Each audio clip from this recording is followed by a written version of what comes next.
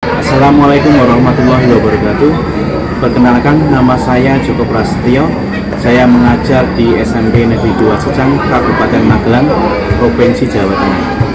Saya adalah mahasiswa PPG dalam jabatan Angkatan 3 tahun 2023. Nomor induk mahasiswa 952023456. Nomor PPG 20150386168. Program studi bimbingan konseling LPTK Universitas Kristen Satya Wacana. Pada hari ini, Rabu 6 Maret tahun 2024, saya akan melaksanakan praktik layanan bimbingan klasikal dengan topik meningkatkan motivasi belajar dengan metode problem based learning. Wassalamualaikum warahmatullahi wabarakatuh. Selamat menyaksikan. Selamat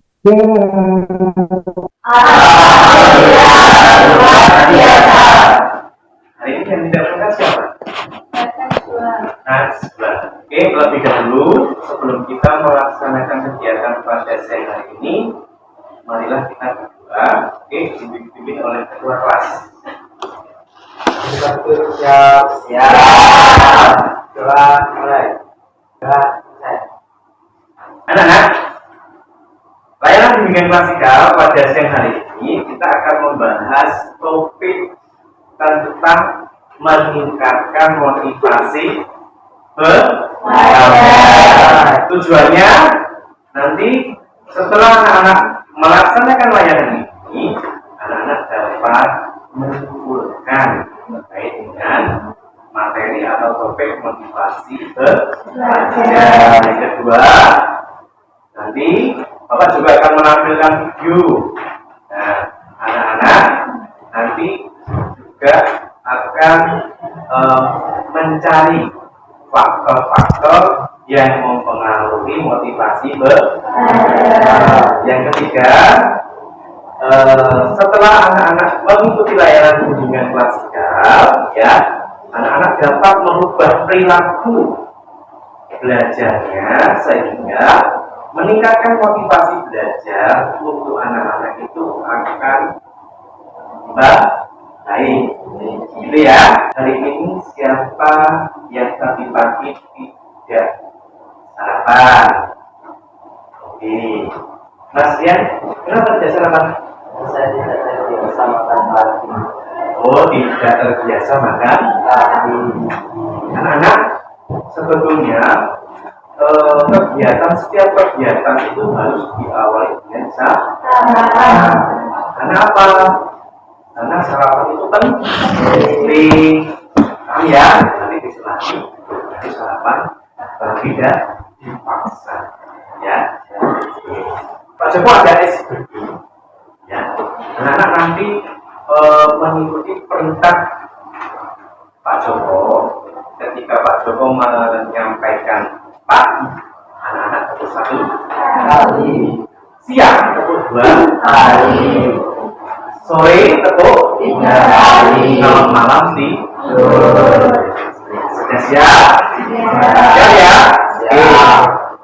Pagi, siang, sore, malam. Kegiatan ini Pak Joko menyampaikan langkah-langkahnya karena ini sudah dibentuk kelompok. Artinya nanti ketika Pak Joko menyampaikan materi, nanti yang pertama nanti anak-anak mencari kesimpulan, ya. Lalu yang kedua, nanti anak-anak akan mempresentasikan hasil dari tayangan video yang nanti Pak Joko tampilkan. Oke. Kira-kira sudah siap untuk melaksanakan layanan bimbingan klasikal pada siang ini? Ya. Oke. Anak-anak, kita masuk ke materi layanan bimbingan klasikal dengan tema meningkatkan motivasi belajar. Anak-anak, perlu anak-anak ketahui meningkatkan motivasi dalam diri kalian itu akan muncul dan benar tidak?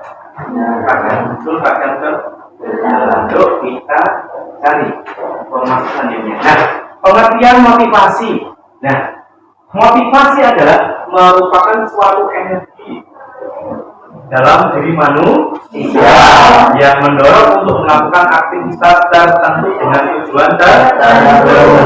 Nah, aktivitas tertentu itu yang dimaksud adalah meningkatkan motivasi belajar, sehingga anak-anak itu ada energi dorongan untuk mencapai tujuan tertentu. Tujuannya apa? Tujuan kalian belajar, sehingga mendapatkan hasil yang baik. Next, sifat motivasi belajar itu ada dua. Yang pertama adalah motivasi intrinsik, yang kedua adalah motivasi ekstrinsik. Nah, motivasi ekstrinsik itu keinginan bertindak yang disebabkan oleh faktor pendorong dari dalam diri atau internal. Nah, yang kedua, dorongan terhadap perilaku seseorang yang ada di luar perbuatan yang dilakukannya. Kita lihat ya, motivasi intrinsik adalah motivasi internal. Oke. Contohnya, seandainya kalian ingin menjadi juara kelas, harusnya Anda belajar dengan terus sehingga bisa mencapai keinginannya. Ya, itu dorongan secara sedangkan dorongan secara eksternal itu motivasi yang berasal dari luar. Ya, luar diri kita. Contohnya dari keluarga. Nah, misalkan bapak atau ibu, bapaknya bapak ya, bapak menyampaikan pada kalian. Nah, nanti kalau mendapat peringkat 10 besar, nanti bapak akan ajak untuk jalan-jalan, sehingga motivasi dalam diri kalian itu tumbuh dan untuk melaksanakan kegiatan apa yang diinginkan oleh orang tua. Itu ya. Next. Nah, penyebab kurangnya motivasi belajar itu ada 5. Yang pertama adalah belum punya target impian atau cita-cita. Nah, di sini siapa yang sudah punya target dan cita-cita? Belum ada? Belum? Yang kedua, tidak percaya diri. Artinya, sebetulnya anak-anak itu mempunyai kemampuan. Tapi anak-anak tidak mau untuk istilahnya itu dalam diri kalian itu tidak mau untuk diperlihatkan. Ya, ketika dalam pola pikir yang masih keliru. Nah, di sini pola pikir yang masih keliru itu adalah bahwa anak-anak itu menganggap belajar itu adalah sesuatu yang membosankan. Ya. Karena apa? Setiap kali anak-anak berangkat terus belajar di sekolah itu menganggap bahwa kegiatan kalian itu tidak adalah. Yang keempat, terlalu fokus pada gadget sehingga apa yang menjadi tanggung jawab anak-anak itu terabaikan. Ya, tidak punya jadwal pelajaran. Tidak punya jadwal pelajaran. Nah, secara eksternal penyebab kurangnya motivasi belajar. Ya, yang pertama belum bisa menyesuaikan diri dengan metode mengajar guru dan pelajaran. Oke, yang kedua, pertemanan yang kurang baik. Contohnya, misalkan anak-anak itu salah bergaul dan punya teman yang tidak bertanggung jawab atau teman-teman yang tidak baik, sehingga kalian juga akan ikut tidak bertanggung jawab. Nah, yang selanjutnya adalah terlalu mengandalkan teman. Nah, ini anak-anak. Artinya, ketika ada tugas dari bapak ibu guru, anak-anak berpikiran, saya di kelas ada si X. Nah, si X itu yang dianggap pintar di kelas, sehingga ketika ada tugas dari bapak ibu guru selalu mengandalkan teman, tidak mau berusaha sendiri. Apa dalam si X itu tak untuk si X dan lain sebagainya. Jika ya. Yang keempat adalah sedang ada masalah. Nah, ini adalah penyebabnya. baik masalah keluarga, masalah di sekolahan, maupun masalah pribadi. Oke, Pak Joko ada tips cara meningkatkan motivasi belajar. Yang pertama, menulis target, impian, dan cita-cita. Nanti setelah ini, nanti anak-anak menulis target anak-anak apa, terus impian anak-anak apa, cita anak-anak apa. Ditulis di buku yang sedikit besar, yang tebal, ditempelkan di dinding kamar. Lanjut. Membuat jadwal pelajaran. Artinya anak-anak tidak membuat jadwal pelajaran yang diberikan oleh Bapak Ibu guru atau sekolah, melainkan membuat jadwal sendiri, di mana anak-anak itu harus belajar, bermain, melaksanakan ibadah, dan membantu orang tua, sehingga anak-anak itu akan tersusun kegiatan di rumah. Kalau tidak punya jadwal, pasti akan bermain terus, tidak ada pengontrol. Tapi misalkan anak-anak punya jadwal, anak-anak itu akan bisa mengatur waktunya dengan baik. Oh, kapan saya harus belajar, kapan saya harus istirahat, kapan saya harus bermain, kapan saya harus melaksanakan ibadah. Selanjutnya, menentukan gaya belajar. Nah, di sini pasti gaya belajarnya itu berbeda-beda. Bisa dari visual, pengamatan secara langsung, dari auditori, mendengarkan, kinestetik, praktek. Luar biasa. Ini gaya belajar. Selanjutnya, membuat hadiah dan hukuman. Di sini anak-anak harus berbicara pada diri anak-anak sendiri, ya, berbicara pada diri anak-anak sendiri, berjanji ketika saya nanti kok nilainya tidak baik, misalkan baik ya hadiah ya, misalkan saya nilainya baik, saya akan misalkan mau refreshing atau mau jajan yang kalian sukai. Nah, itu adalah bentuk hadiah terhadap diri sendiri. Nah, sebaliknya hukuman ketika anak-anak itu mendapatkan nilai yang tidak baik, nah anak-anak harus berkomitmen dengan nilai yang tidak baik itu, sehingga anak-anak berbicara, oh saya misalkan nilainya nggak baik, nanti selama 5 hari saya tidak akan bermain HP. Nah, selanjutnya membuat kelompok belajar.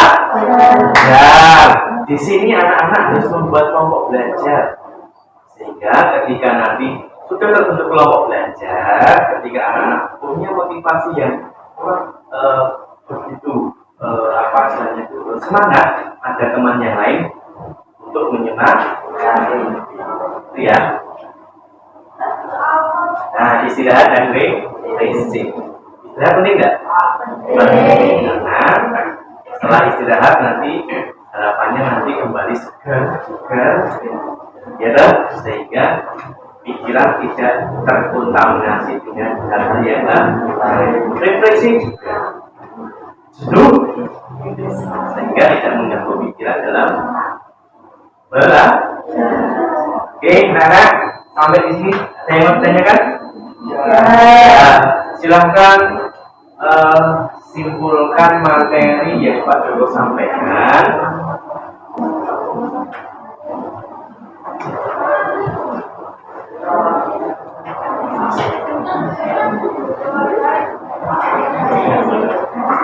Ya. Oke, kesimpulan dari materi apa? Coba siapa yang mau mendahului? Mbak, perkenalan itu. Kenalkan, nama saya Haridisa Mulyati. Kesimpulan dari materi tersebut adalah meningkatkan motivasi belajar, harus dengan sering belajar, karena belajar tanpa ada motivasi tidak akan berhasil. Luar biasa begitu.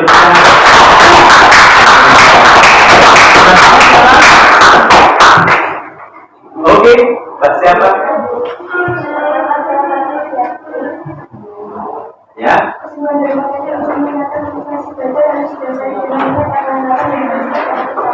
Oke, luar biasa.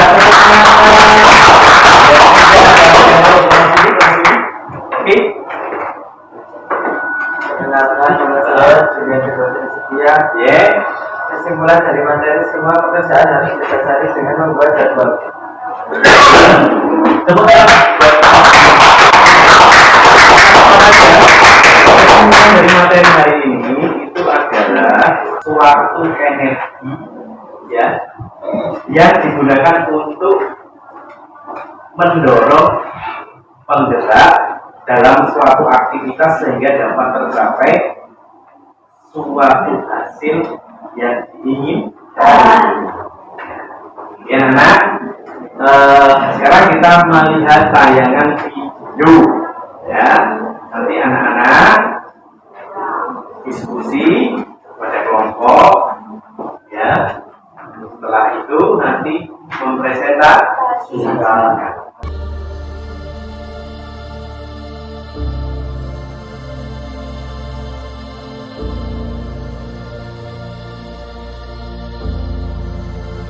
Dahulu, isi benakku belajar tidaklah begitu penting. Waktu muda sebaiknya digunakan untuk bermain dan bersenang-senang. Karena waktu masih panjang, iya kan? Kalau sudah dewasa, tentu sibuk mengurus ini dan itu. Jadi, untuk apa terlalu menggebu-gebu? Lagi pula, kan masih ada orang tuaku. Dengan begitu, tugas bisa selesai tepat waktu. Karena sejak sekolah dasar, sering mengandalkan dan terbiasa dibantu. Saat beranjak sekolah menengah, ketika mengerjakan tugas, pikiran terasa bagaikan jalan buntu. Setelah kusadari bahwa ternyata belajar itu bukan hanya sekedar berangkat sekolah dan mengerjakan tugas. Tapi, belajar bisa di mana saja dan kapan saja. Karena hakikatnya belajar merupakan perubahan pola pikir dan tingkah laku selepas terjadinya proses belajar. Ternyata, perilaku malas terbukti dapat menghambat semua perubahan dan proses itu.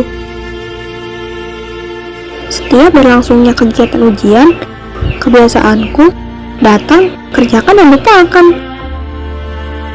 Ternyata selama itu, aku hanya benar-benar berangkat sekolah, namun tidak benar-benar belajar.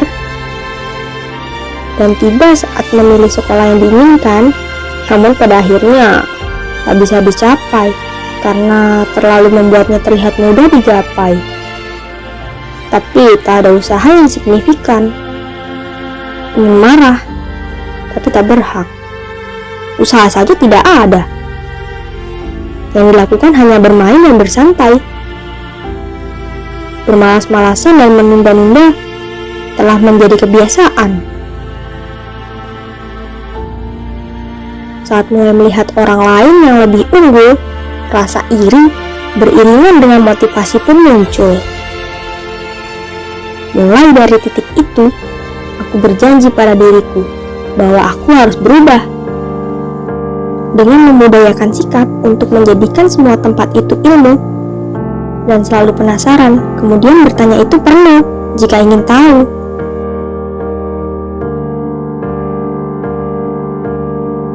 Layaknya kita menaiki tangga, maka perlu adanya usaha untuk mencapai sebuah tujuan dengan cara berusaha dan belajar.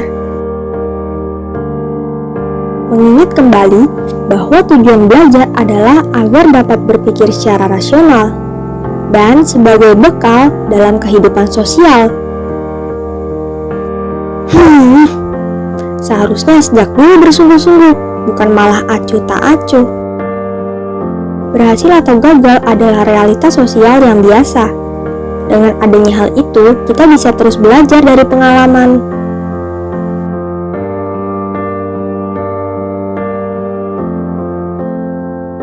Suatu saat nanti, kamu yang hari ini suka menunda-nunda pekerjaan adalah kamu yang nanti akan menyesal karena membuang waktumu untuk melakukan hal-hal yang tidak berguna. Hidupmu bisa berubah. Namun, itu semua bergantung bagaimana kamu berperilaku.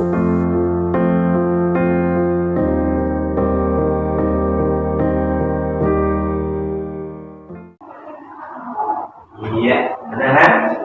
Setelah video yang barusan saya coba tampilkan, silahkan didiskusikan pada kelompok kalian faktor-faktor yang mempengaruhi motivasi belajar. Ayo Sudah, Mas.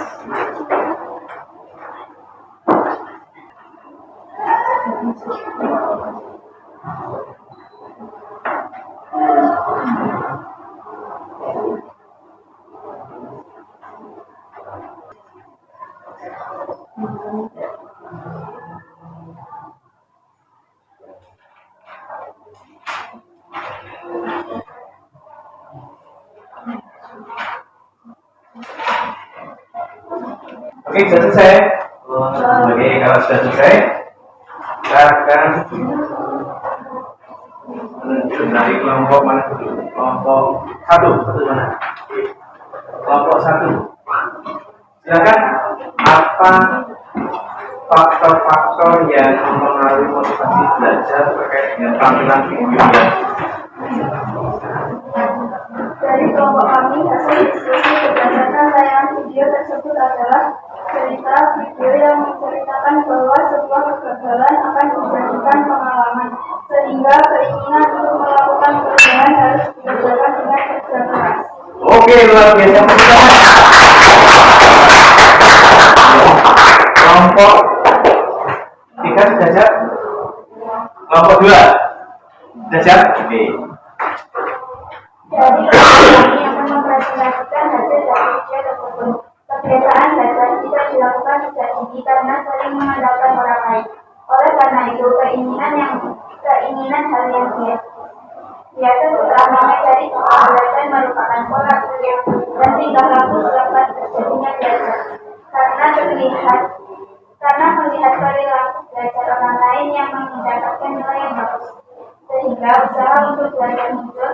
Harusnya sejak dulu yang bersungguh-sungguh cara melakukan hal yang bisa terlalukan masa depan dapat tercapai. Ya, luar biasa.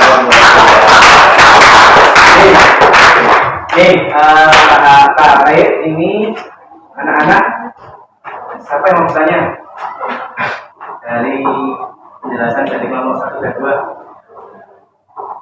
Kelompok 3, oke, tanya pakai kelompok berapa?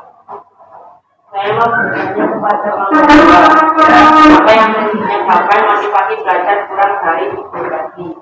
Ya, kelompok 2, siap untuk menjawab? Ya. Oke, sudah menyiapkan jawabannya? Oke, apa jawabannya? Penyebabnya adalah menyepelekan orang lain, mengandalkan orang lain, belajar terlalu membosankan. Oke, tepuk tangan.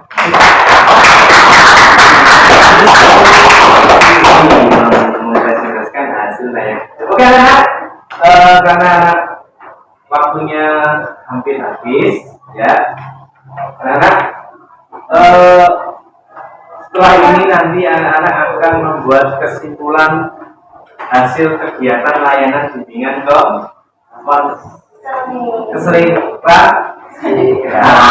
bimbingan klasikal. Terus nanti anak-anak mendapat lembar kerja, tetapi lembar kerja itu nanti akan Bapak kirimkan melalui link Google. Ya, nanti anak-anak lihat. Saya akan kirim ke grup. Ya, nanti anak-anak tinggal buka link, isi, ya. Di situ anak-anak mengisi kesimpulan hasil kegiatan pada siang hari ini. Lalu anak-anak mengisi formulir yang lain, nanti ada 2. Oke. Nanti paling jam 4 nanti Pak Joko akan buka jam 4 nanti terakhir ya ngisi ya. Oke. Nah, rencana yang Pak Joko lakukan nanti ketika ada anak-anak yang mempunyai kesulitan, masih ada hambatan, nanti Bapak akan melakukan layanan konseling atau layanan konseling di Nah, pesan dan harapan, pesan dari Pak Joko tetap semangat, ya, karena anak-anak semua itu adalah harapan orang tua. Ketika anak-anak itu tidak ada motivasi, artinya orang tua juga akan ikut sedih. Tapi kalau anak-anak itu punya motivasi yang luar biasa, orang tua akan bangga. Ya, itu ya. Nah, pada siang hari ini saya nanti ingin belajar. Semoga apa yang kita laksanakan pada siang hari ini bisa bermanfaat, ya, menambah pengalaman untuk anak-anak. Oke, silakan untuk Pak kelas menutup doa. Bismillah.